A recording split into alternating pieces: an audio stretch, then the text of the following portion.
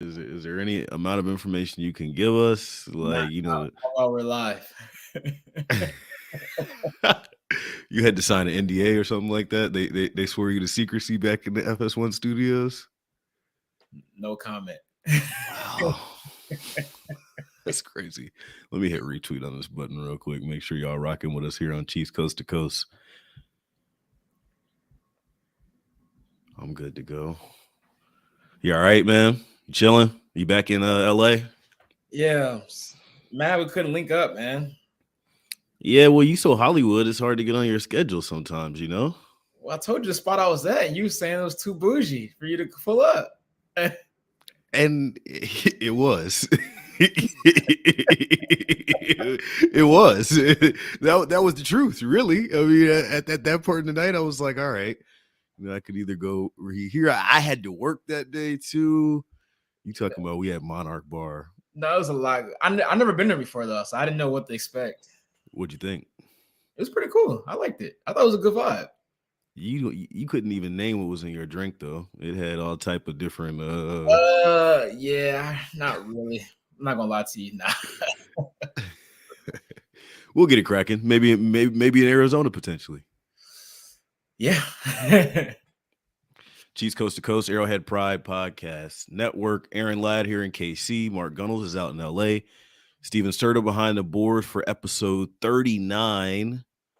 Obviously a different looking week around the league in general. We'll start there and then recap the Chiefs win over the Broncos and then see what they have to do in the series finale, or excuse me, the regular season finale against the Raiders in week 18 before heading down to Vegas. But it just nothing feels right now, man. I mean, we were texting the group before kind of coming on, deciding to do a show.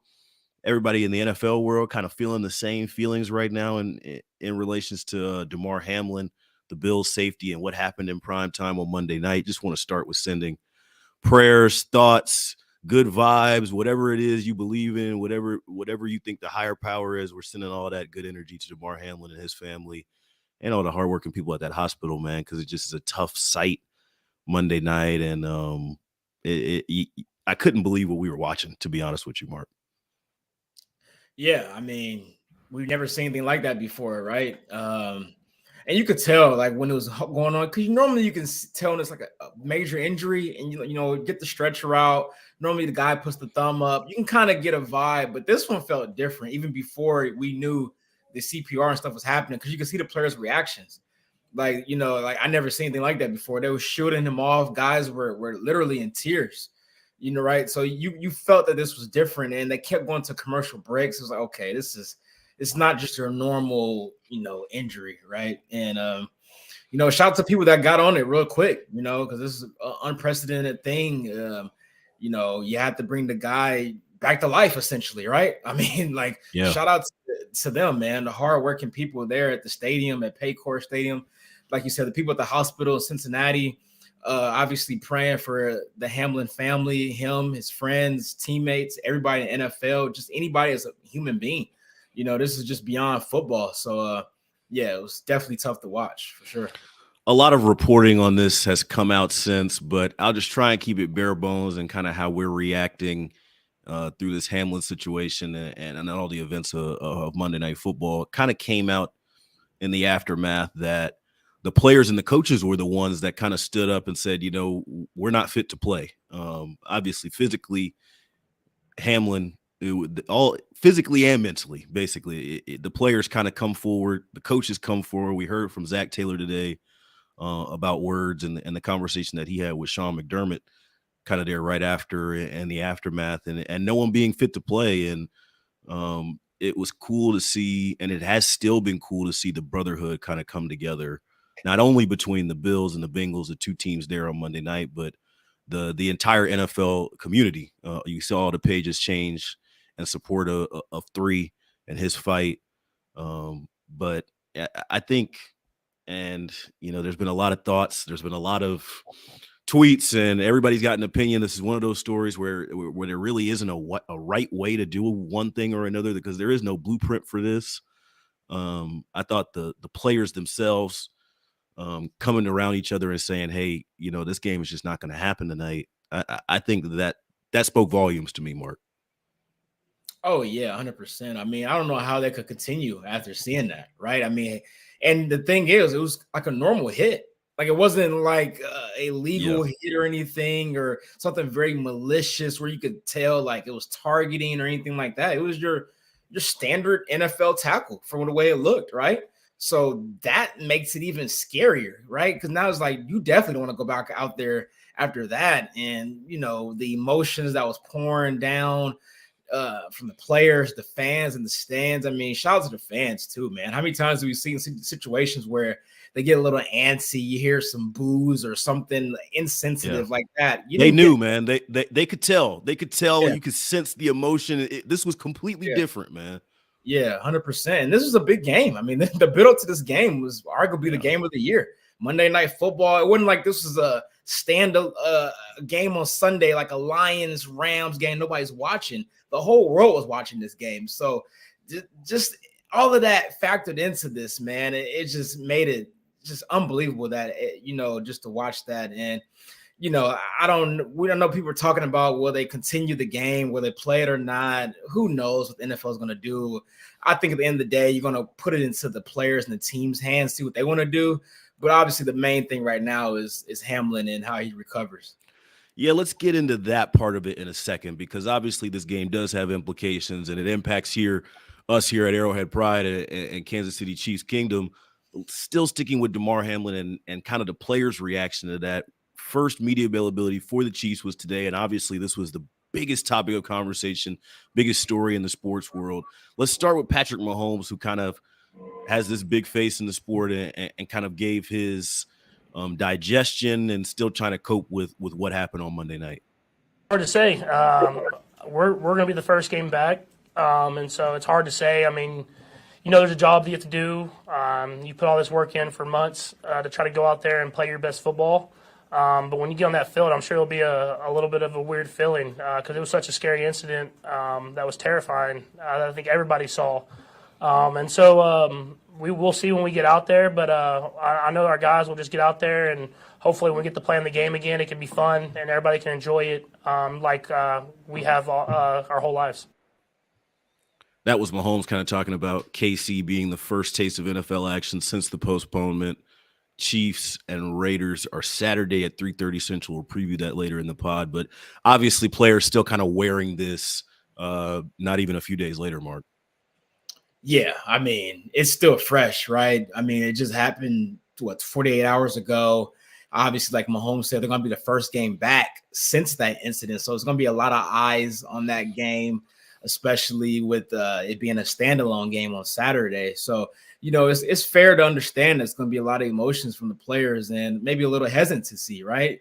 It's a very violent game. We hear it all the time, how guys are laying their bodies on the line. And I think maybe fans didn't fully grasp that aspect until, unfortunately, now, right? Because we've never seen it to this extent, this serious of a situation before, where somebody is fighting for their life as we speak. So, I think it's unfortunate that it had to happen this way for maybe fans to realize how impactful, how physical this game is, but maybe now you won't hear people out there, ripping these guys for taking as much money as they can, right? Because all you see it all the time, like, oh, he's selfish. He did it for the money and things of that nature. Well, you see why? Because these type of things can happen. Your career can end at any second, any play. So you want that financial stability, not only for you, but for your generations beyond you, right? So, like I said, it's unfortunate that maybe it had to come down to this happening, but I think now maybe fans may realize that these guys aren't being selfish. They're looking out for not only them, but their families for generations to come, because it's a very, very violent game. I'm glad you brought that up, because I think a couple players and one here for the Chiefs, Marquez Valdez-Scantling, kind of using this as an opportunity to speak a little bit more on that. I'll start with Ryan Clark, who I thought did a phenomenal job on ESPN when they were kind of in that limbo of not knowing if the game was going to continue, what was going to happen. They're filling time. I remember tweeting, Booger was doing a great job. But really kudos to everybody involved in ESPN's coverage. I thought it was really well done. There is no playbook for this type of thing. There is no network can be prepared for something like this. Joe Buck, Troy Aikman, Adam Schefter, Ryan Clark, SVP, all of them. I mean, they're treading in uncharted territories. RC tweeted this: "We use all the cliches, going to war, willing to die, give it all. That's all talk. It's a game. You never suit up and think you're not going to make it home." I can't imagine what he and the Bills are going through. Please pray for Damar and his family. I mentioned MVS, and he also took to Twitter in the aftermath, and then we're going to hear from him in the availability on Wednesday. He says, "Man, I hope he's okay," talking about Damar Hamlin. "We risk our lives daily for this game, and y'all take that shit for granted. Send as many prayers for him. Lord, protect him." And I think what we're going to hear from MVS in this is kind of that mental health aspect of it, and players, wanting to be seen as not just players, because obviously that's a big part of what they do and, how they earn their living, but it's not who they are. And MVS kind of gives voice to that here. It happens nearly enough. I think they see us as numbers on a jersey playing for a football team, their favorite team. And, I respect that as a fan, but we are people too. And I think that gets lost in translation quite a bit because they forget that we're human beings with feelings and families and friends and emotions. And we're not just a number on the back of the jersey or Chiefs on the front of the jersey. Mark, this was an extremely traumatic event, not just for fans, but for everyone around the NFL world. How do you think this impacts Kansas City entering Week 18? I mean, it's tough. Like I said, they're going to be the first game since the incident happened. So obviously it's going to be a lot of eyes on it. Like I said, a lot of emotions, even like for players and fans. I mean, like just seeing the first contacts in that game is going to be maybe a little cringeworthy, right? You see a guy on the ground for a couple seconds, you're maybe just be like, oh, it's going to be tough, man. It's going to be tough. It's unprecedented, uncharted territory. We've never been here before. So it's kind of really hard to say how it's going to impact Kansas City in this game. I think maybe after a first couple of series or two, and then maybe you kind of get back into the rhythm of, okay, we're playing the game that we grew up in loving our whole life. We understand the risk that comes with it, but we've been doing this for 20 plus years, 10 plus years, or however long you've been playing this football game. So yeah. I think at first, though, it's going to be a little awkward the first couple of series for sure. Our thoughts, prayers, all those good vibes continue to be with Damar Hamlin, who I believe is still in critical condition as of the most recent update. But we do have to talk logistics here, Mark, a little bit, because as you mentioned, this game, an extremely important game for the AFC playoff picture. I think just point blank, the very easy question is to say, do you think this game gets played at any point, or is it more likely the league rules it a no contest? And then we'll kind of talk through how that impacts Kansas City. I think it's more likely they ruled a no contest because I think the only other solution would be to push the playoffs back a week, and you don't have that 2 weeks off before the Super Bowl, so you eliminate the Pro Bowl. But I don't think that's going to happen. We know how the NFL works, man. They like to stay on schedule as much as possible. Obviously, with COVID a couple years ago, they had to switch things around, but there were still no games that got canceled. But I think this is a unique situation because it's so close to the playoffs. Like the playoffs start next week.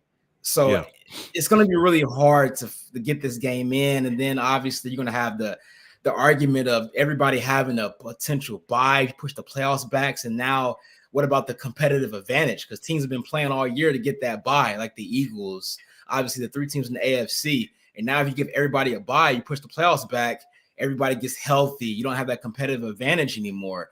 Now, obviously, it's unfair because you don't get to finish this game, but I don't see no other resolution. I really don't. If they didn't finish it that night, I don't see how you can squeeze it in to where it makes sense for everybody involved. It's unfortunate. It really is unfortunate, but I don't see no other solution.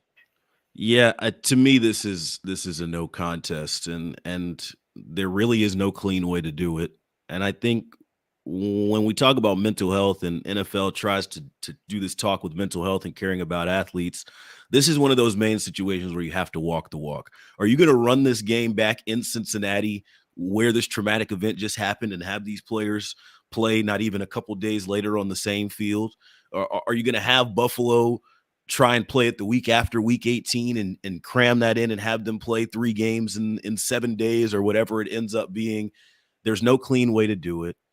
it should be ruled a no contest. And it to me, there is no fair way to do it. If you want to talk about fairness in this, ask Damar Hamlin about fairness. Ask some of these Bills players how they feel about fairness. It's just this is an unprecedented situation that really has no way of doing it. I've seen C-Dot's one of the guys here locally that I follow a lot, and he had an idea of, making that a standalone game in prime time next week and pushing back the rest of the schedule. But we're at that kind of nut crunch time in the schedule where there's not much breathing room, Mark. You know that.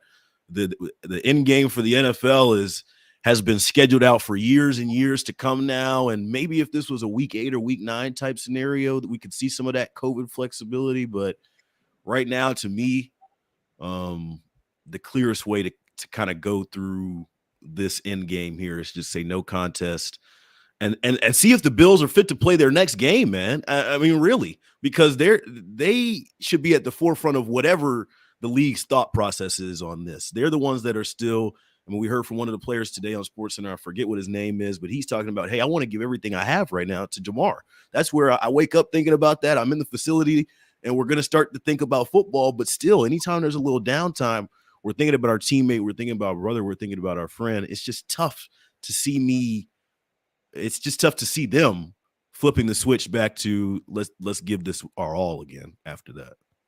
Yeah, I think even the Bengals too. I mean, because you got to think about T. Higgins that was involved in that hit. I mean, obviously it's not his fault. He shouldn't feel blame at all for what he did. It was a normal football play. Yeah. But human nature, he probably is beating himself up right now. And, that's unfortunate because he shouldn't, but that's just the nature of being a human and having compassion. I mean, you saw him after the game. They had showed a picture of him with his mom. He looked devastated. So, I don't forget about T. Higgins too, man, because that's tough for his mental health as well, man. So, yeah. A couple more people who know way more than me as far as information around the National Football League. Jeremy Fowler tweeting, the sense I get asking around is that Bills would be surprised if the Bengals game resumes at all. There's just no clean way to do it. And Buffalo's focus is solely on Damar Hamlin right now. Albert Breer, who does great work for NFL Network, says if the game is ruled a no contest, the Bengals will win the AFC North and lock in the 3 seed, and the Chiefs would be positioned as the 1 seed headed into Saturday. Obviously not the way you want to get the 1 seed, and there's just been a lot of discussion on social media about what the Chiefs should do in this situation and whatnot, man. But it looks like headed into Saturday, the Chiefs have a position or have a situation where they can be the AFC's top seed headed into the playoff picture. Let's talk. Let's just jump right into our game recap. That cool?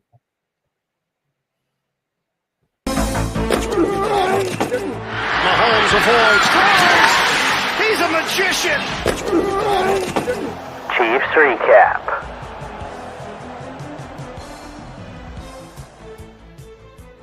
A lot of stuff there. Feels weird talking football, but let's just do it, Mark. It's the Chiefs defeating the Broncos 27-24 from GHA Field at Arrowhead Stadium. Great weather there. I mean, it was good to be back in Arrowhead and see the Chiefs win. Mahomes goes 29-42, 328 passing yards, 3 touchdowns, and an interception. I would consider this an above-average game for Russell Wilson, considering some of the things that he's shown us this year. Another solid performance against Kansas City. He goes 26 for 38 for 222 passing, a touchdown and a pick.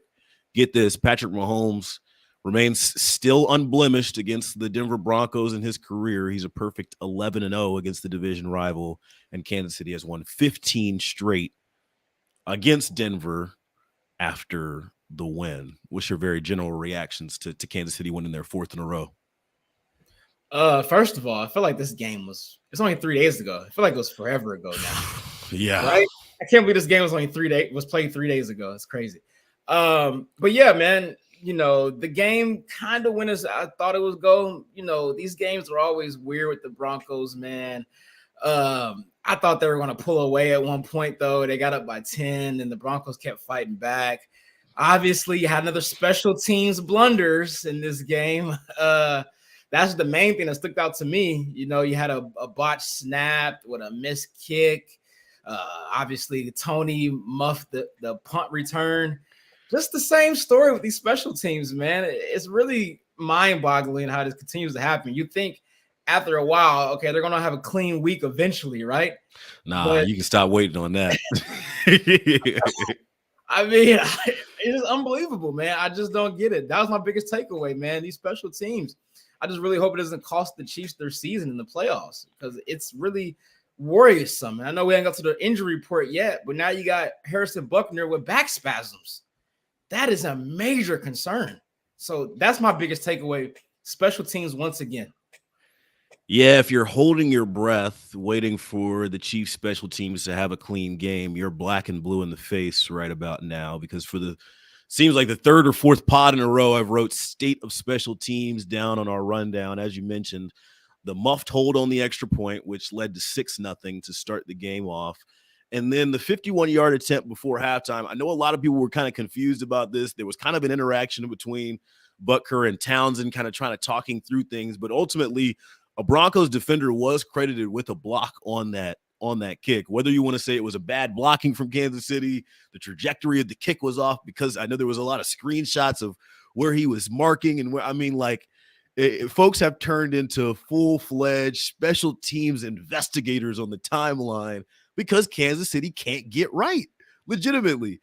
And I don't think Dave Tobe told Kadarius Toney to fumble the ball on the muff return, but I think it's kind of one of those situations, Mark, where you're so undisciplined in special teams and you're so young on special teams and you're so used to something going wrong or it's been so long since you've had a clean situation. It's almost like Chiefs are like, all right, so what's going to happen this time, right? Like, what are the situations that the special team is going to put us in this game? This is who they are. We said this 2 pods ago, I felt like, maybe even last week. It's going to rear its head in the playoffs. And we have to start having very serious conversations about the future of Dave Tobe at the Kansas City Chiefs. It's just been too long. It's week 17. It's week 18. People were talking about them getting on the same page. This is the page. And Nate Taylor came on Sunday Sound Off and had this discussion and said, if I'm Dave Tobe, I'm coaching my ass off for these next 3 or 4 weeks because that's all I have. Everything, the book is stacked against you as far as sample size and data.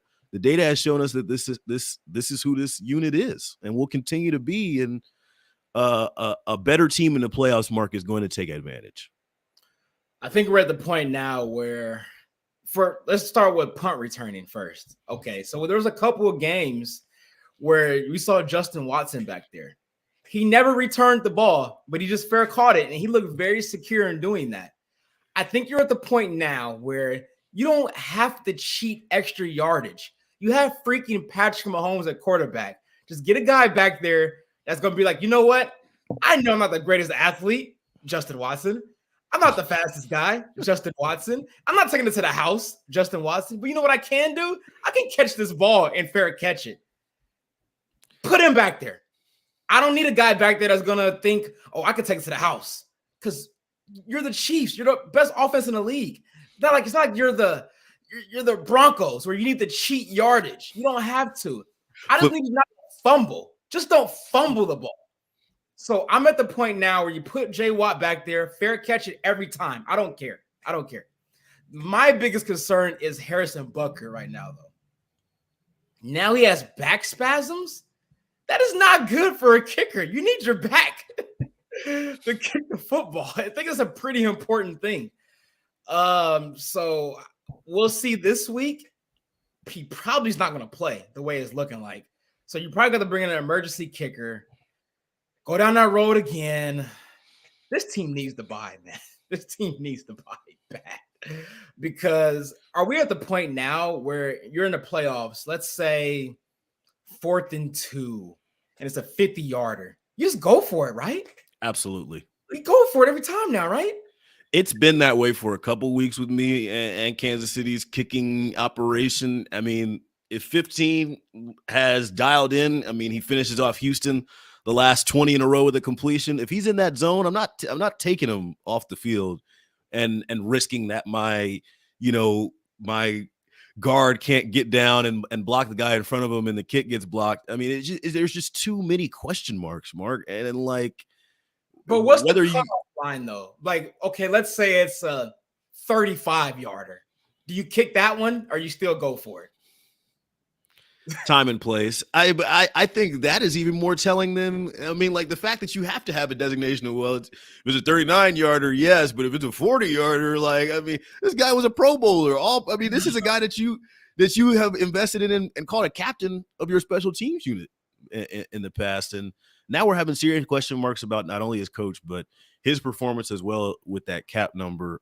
I want to kind of move from special teams to just kind of the offense in general, because they were kind of sluggish at times too, Mark. That third quarter reared its ugly head again. KC only runs for 46 total yards on the day, but in that third quarter, especially sluggish.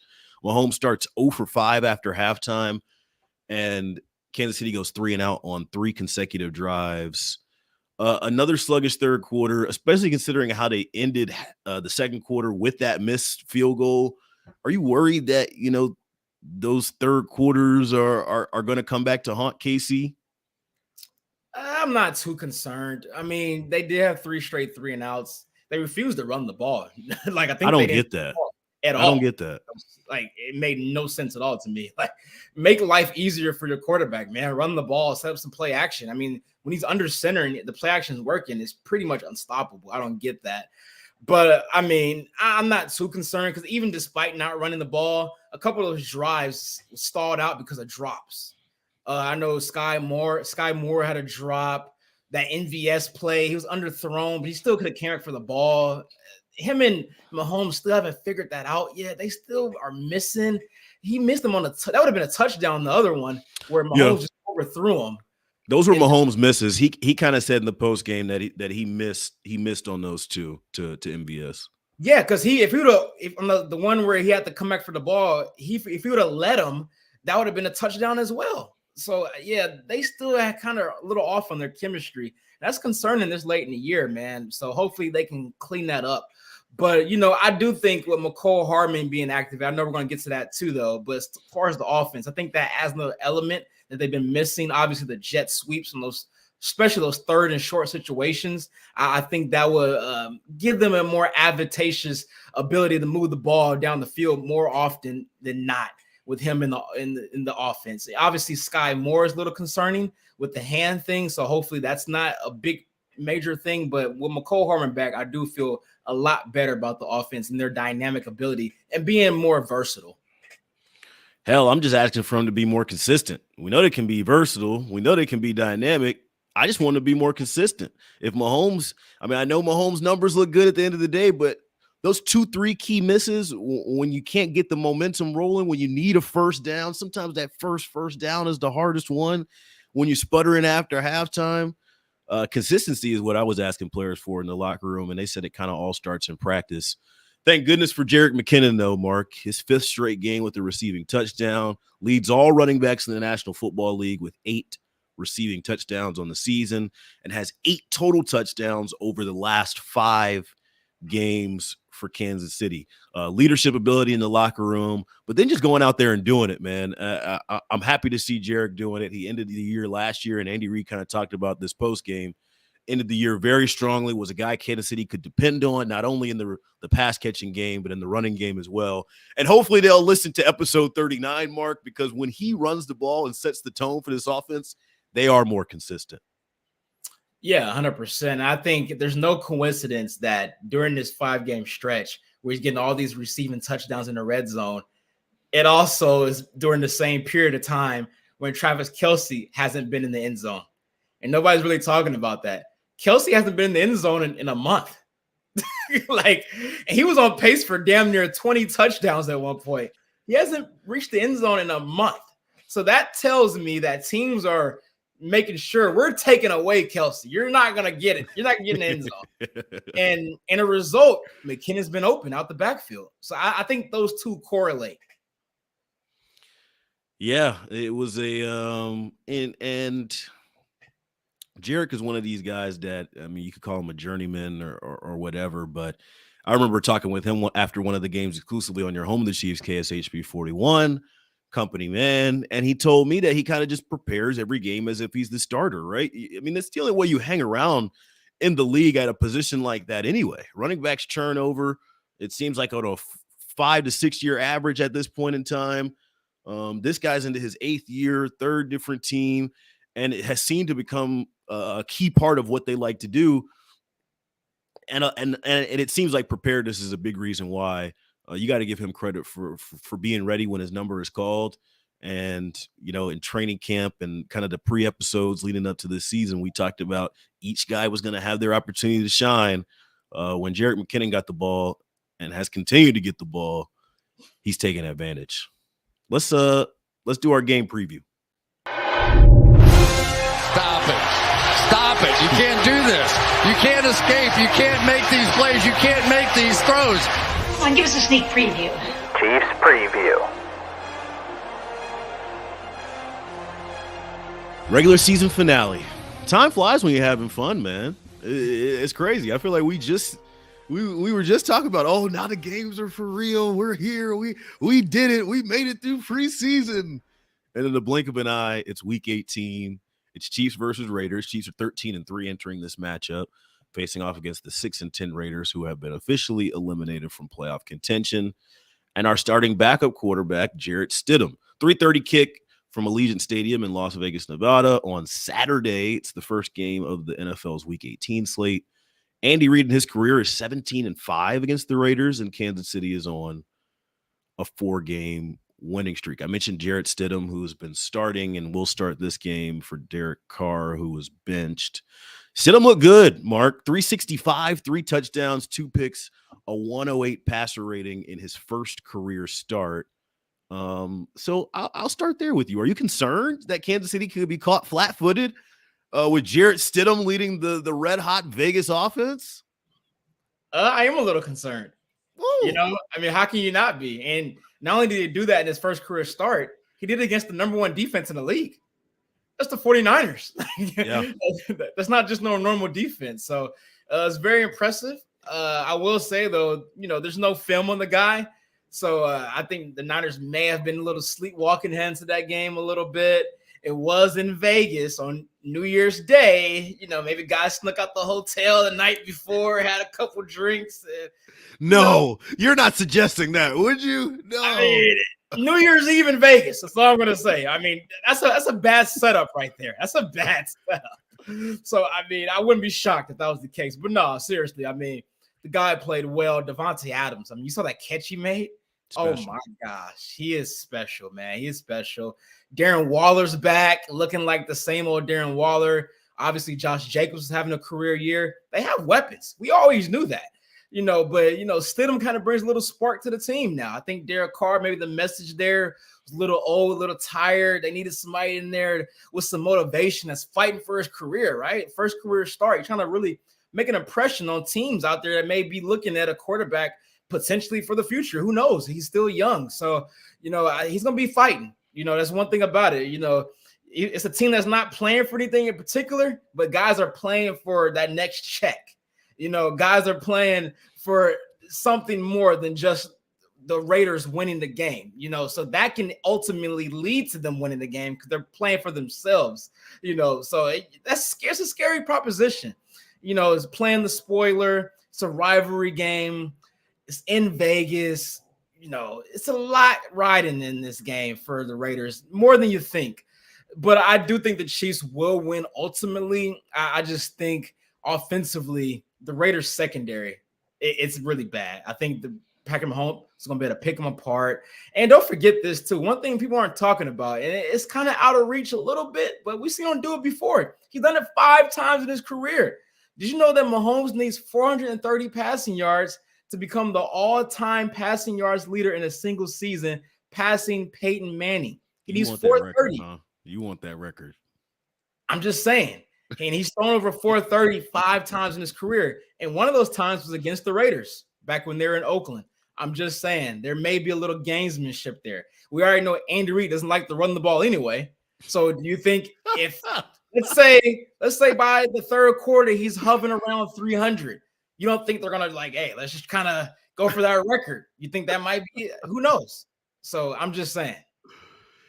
Yeah, this one is one that I specifically worry about because of kind of the short week nature of it. Like you find out when you're playing, like on the Monday or the Sunday night, and then you have until the Saturday to get going. Obviously, guys' emotions are all over the place this time. Divisional game. Kansas City's got plenty left to play for. I know the circumstances are not ideal, and nobody would have had it this way, including, I think, the Kansas City Chiefs. But when you consider that the 1 seed is up for grabs, I think they come ready to play. Let's talk injury report a little bit. Sky Moore, as you mentioned, with the hand. Andy Reid said it was split open and he had to get stitches down the middle. DNP on Tuesday, limited on Wednesday. That Thursday practice will tell us a lot about Sky Moore. L'Jarius Sneed returns to practice in a limited capacity on Wednesday. NFL Network says he has a hip pointer that was bothering him. I think he suffered that on that interception against the Broncos. You mentioned Harrison Butker. He's a DNP on Wednesday after not even being on the injury report with those back spasms. That worries me. Joe Thuney limited, dealing with the ankle injury. I also wonder if that's maybe why they stopped running the ball. Maybe Thuney comes out and they worry about some of the run fits and the run schemes, and they don't feel as confident calling some of those run plays. Injury report. Yeah, talk about your guy 17 because he was activated today, and I think he plays a big role in this offense. And I know y'all go way back. I think he plays in this game in a limited role. I think they want to knock off some rust. He hasn't played in over a month, so I don't think you want his first game back being a playoff game. So I think you get him in there, limited snaps, maybe like 15 to 20 snaps, nothing crazy. Couple of jet sweeps, maybe a couple targets, just to get his feet wet, get hit a couple times, get that feeling again. Yeah, so I think that'll be good for him. Especially, I'm kind of skeptical on Sky Moore playing this week, so you don't want to have to be down him and then not have McCall as well, especially in a game like you mentioned, not under the circumstances that you would like, but you still are playing for the 1 seed. So that still is a big thing, and we got these injuries that are kind of knick-knacking or hanging around. You want to have that extra bye if you can. So you want to make sure you can get this win and see what happens after that, what the NFL does. But yeah, I do think he plays in limited role, and I'm looking forward to it.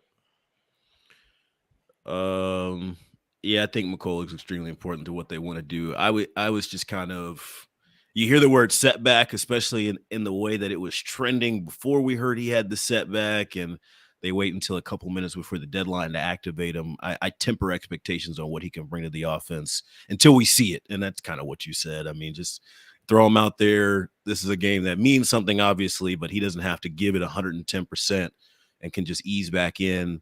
But yeah, extremely important to what they like to do. The jet sweep game, kind of giving defenses a different look.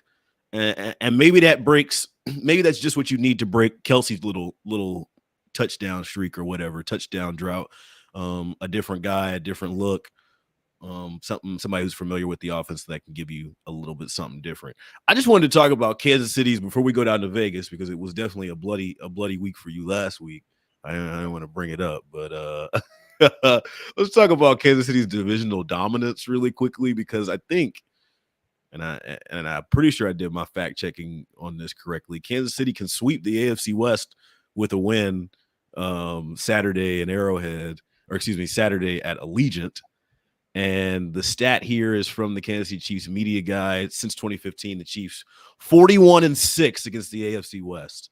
I mean, hashtag don't take it for granted, Mark Gunnels. A 6-0 season against the AFC West this year, after all the offseason talk we had about Patrick Mahomes potentially taking a step back and the offense no longer having Tyreek Hill. That conjoined with all the moves that were made in the division to try to catch up and close the gap between Kansas City. Not only do they win the division for a 7th straight season, but Mark, they have a potential to go unbeaten in that division with a win on Saturday.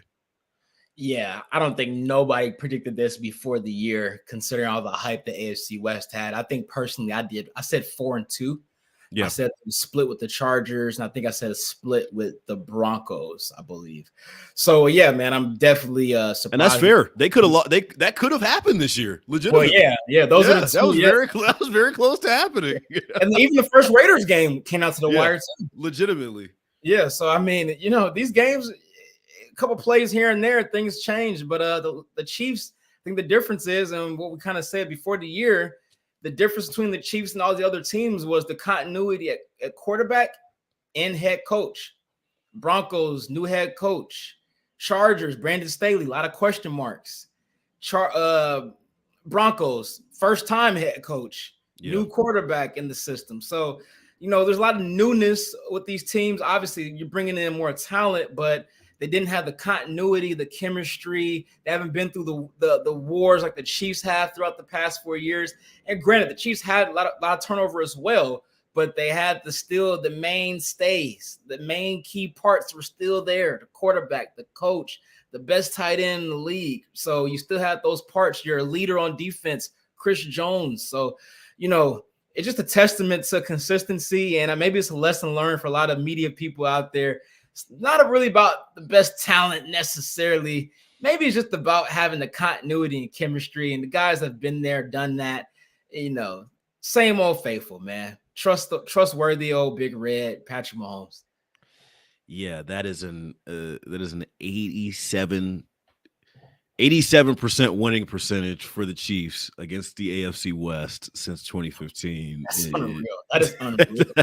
That's like Madden Dynasty mode settings. Like that doesn't happen in real life. On rookie. Let's go down to Vegas, man. Place your bets. Oh, there it is. There it is. 2 touchdowns. Win by at least 3. Let's go to Vegas with Mark. What, man? Why you smiling like that? That's like I'm hiding the pain. Like that. That meme where the guy's like crying underneath the mask, but the mask. It's fitting that they're playing in Vegas this week, right? After I got beat down by Vegas. You don't want to go back. He said, "Can I go anywhere else?" I think I'm gonna have a clean sweep. Oh yes! I forgot I said that. Oh, you had a clean sweep indeed. I did. I was right. Thank you for that. Thank you for I'm never saying that ever again. I think I'm gonna have a clean sweep. Yes, Mark did have a clean sweep indeed. 0 for 3 in week number 17. Here were the picks. Juju 54.5 over receiving yards. Juju finished with 21. Very quiet day for him. Isaiah Pacheco was the pick over his rushing yards, 70.5, only 31 for him. And really the attempts weren't there, as we talked about earlier in the show. Finally, Mark tried to get a little fancy here, go first half spread for the Chiefs, and that still missed as well. The kick for Harrison Butker wouldn't have made a difference. The Chiefs only led by 3 at halftime. So Mark goes 0 for 3, and his season total now is 20-24 headed into week 18. You feeling a clean sweep vibes this week, Mark? I'm not saying that once again, but just for the audience, it's not over after this week because we're still making plays in the playoffs, right? We're still making plays all the way through. We're following the Chiefs. As long as the Chiefs go, we're going. So theoretically, I can still get to 500 or above before the season's over with, depending on how far the Chiefs go. I mean, they might play another, that'll be 4 games? Theoretically, you could get to 500. Yeah, theoretically. So, all right. Here we go. Let's go. Week 18, baby. In Vegas. We're literally in Vegas this week. So I have 3 plays. I'm alluding back to what I was saying earlier about the passing record. I think that's a real thing. I think they know that. I think inside, they kind of low-key want that if this opportunity presents itself. He needs 430. The over right now is only at 314.5. So I feel really good about him getting the over there at 314.5. I'm taking Mahomes there for the passing yards. I think he gets really close to 400 this game. I think they air it out. The Raiders secondary is awful. We saw what Brock Purdy did to them. They scored 37 points on them, right? With Brock Purdy at quarterback. So give me the over for Patrick Mahomes passing yards at 314.5. I'm taking the over here. I just alluded to how he didn't have a touchdown over the last month. They finally put it on the books, though, for Travis Kelce at 0.5. I think he gets in the end zone this week. I think the streak comes to an end. Travis Kelce gets to the end zone. I think Hardman's going to play, open things up in the red zone. And I think Kelsey finally gets pay dirt this week against the Raiders. And then my last play, I'm doing the total points over. It's at 52.5. The Raiders scored 34 on the Niners last week. And we know how good the Chiefs offense is. I see a shootout. I think the Chiefs can get close to 40 in this game. And then at that point, you just need the Raiders to score 14, 17 points. So I feel really good at that number. So those are my 3 plays. Patrick Mahomes over on passing yards at 314.5. Over on Kelsey's touchdowns at 0.5. Just get in there one time. And then the over on the total points at 52.5. Those are my 3 plays this week.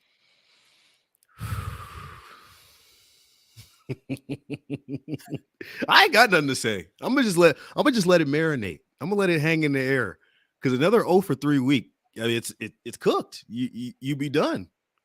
Yeah, if I go 0 for 3 again, it's pretty much over. Yeah, I'm not gonna make no predictions. I'm just gonna let it play out. Couple Chief stats on our way out. Is George Karlaftis heating up at the end of his rookie year? 5. A sack in 5 of the last 6 games for Kansas City. Trent McDuffie, a coming out party for him in week 17 as well, Mark. Had the first career sack, first career forced fumble, and then 7 tackles as well. And then you mentioned Kelsey's touchdown streak, but he's been hot on the road for the Chiefs this season, has 50 or more receiving yards in all 8 of Kansas City's road games this year. Appreciate y'all rocking with us. We try to do something a little bit different. The voicemails and stuff, it just didn't feel right with all the Hamlin stuff, but I do see a couple comments here we'll read.